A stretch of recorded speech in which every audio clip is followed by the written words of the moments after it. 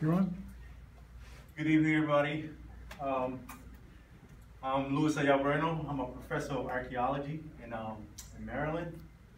I'm here to kind of talk about a subject that's kind of dear to my heart that I discovered as I work in archaeology and all the work I've done in India, and that is reincarnation. So hopefully I can explain that to you. You get something out of it and spark your interest. First of all, reincarnation and ahimsa. Ahimsa, I will go into it further in my presentation, but ahimsa basically is the word for nonviolence in Hindi. The introduction, I forget, that was my introduction of myself. I already did it, so you guys know who I am. What happens after death? This is a question that everybody has kind of asked, researchers, scientists, intellectuals, since the beginning of humankind. And it's a hard question to answer, and it requires a lot of evaluation, and there's different beliefs. One of the things, most religions have a strong position, how do they feel about reincarnation, but nearly all of the religions believe that there is an afterlife, reincarnation, and a soul, or a self, and a heaven and hell. In some cultures, the spiritual self, they believe that once it goes through life and it dies, the person dies, the self doesn't die. It still migrates from one place to another until it reaches divinity. And that's according to your actions on earth. In some cultures, people believe that every actions have reaction, and that a soul is dependent on the quality of a person's previous life. The self is under the authority and is kind of controlled by karma. Karma meaning your actions, dharma, and these are all Hindu words. Dharma, which is the way of living, there's different interpretations for it, and I've already talked about it in nonviolence. Karma, so the self. These are the three principles that kind of govern yourself, your soul. Karma, basically what you do affects you in the afterlife. Good or bad actions. Dharma, the key concept in Eastern religions. Basically, dharma is the moral behavior that everybody believes that you should be doing good and live a moral life. And those are things that are mandatory of the self. And ahimsa, I've already talked about it. It basically means nonviolence in Hindu, and that applies to harming yourself, no matter how small it be. It could be an organism, an insect, any kind of living creature that's is impacted by ahimsa. Reincarnation, basically. So what is reincarnation? In Hinduism, is the process that being born, dying, and like I said, coming back again. Depending on the karma and your actions on earth, the cycle will repeat itself until you kind of, for lack of a better word, cleanse yourself and become divine and return back to the Creator. So basically, the cycle of reincarnation, that ongoing cycle until you return back to the Creator, is called samsara in Hinduism. And basically, reincarnation involves a lot of strong forces that are kind of balancing each other and at times working against each other. Part of the self includes the subtle self, which is basically the mind, and the ego self, which is the body, your organ, your physical self. One interesting quote that I found out there is to describe reincarnation is this one here. So basically, just like you put on clothes and you take old clothes, the same thing happens with our bodies once you die. the self takes on new personality.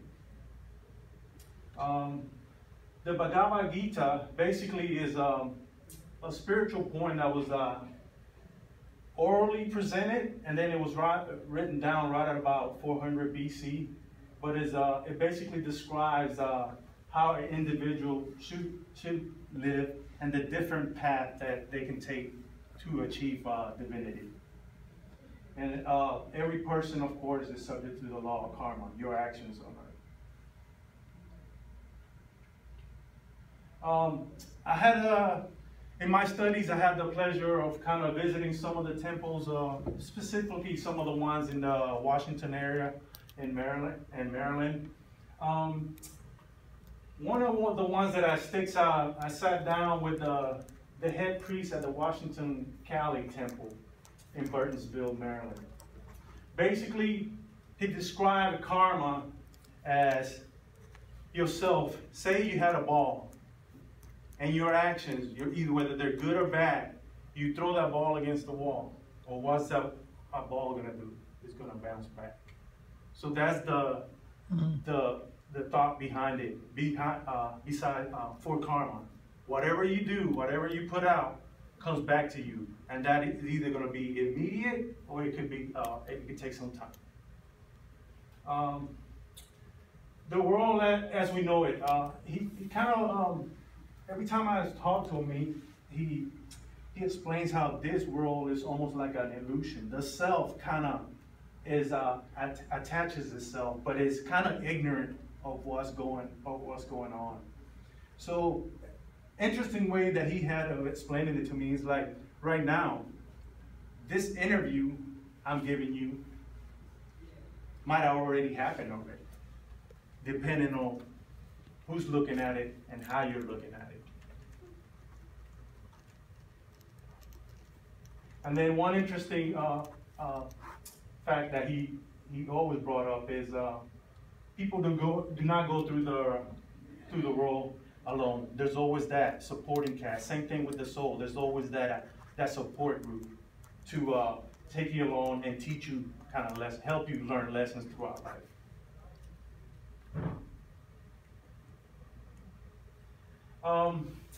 As part of, for me to describe reincarnation today, kind of, in my opinion, reincarnation kind of applies to something that's happened in Maryland. It happened and it's still happening, but 2013 kind of sticks out. In January 2013, Baltimore veterinarian was guilty and charged with animal cruelty. Basically, the employees at the hospital kind of turned him in.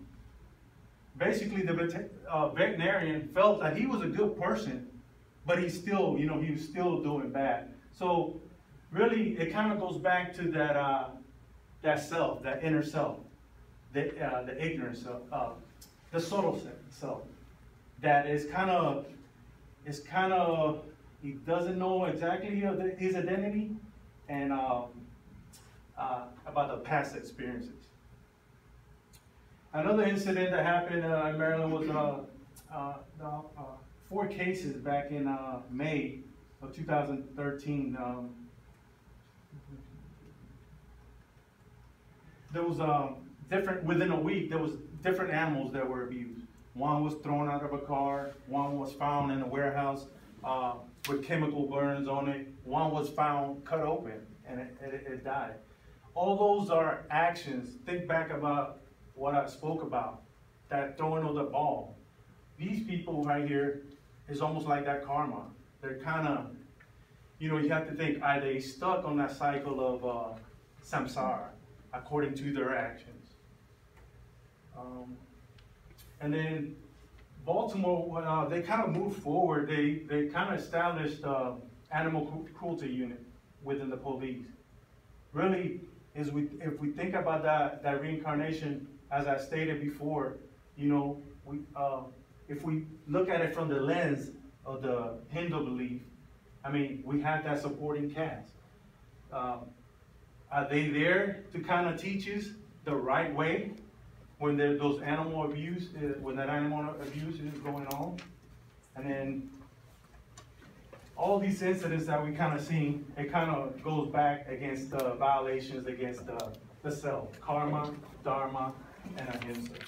And you know, according to this, will the self, will these people, will they learn? And then finally break that cycle of samsara?